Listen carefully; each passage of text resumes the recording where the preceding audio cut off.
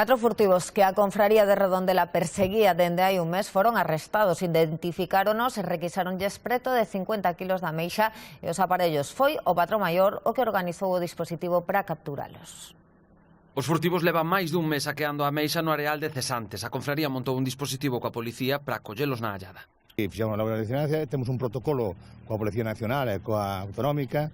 Entonces, unha vez que nos localizamos que entran nos bancos, pois activamos o protocolo e así os collemos.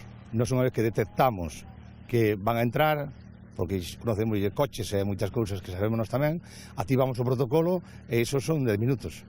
Deixaron os furtivos coller a ameixa e en pouco tempo encheron os cestos. Levaban detrás deles preto dun mes e xa noutra ocasión conseguiron escapar. Ademais da ameixa, a policía fíxose cos aparellos que levaban. Os detidos foron postos en liberdade.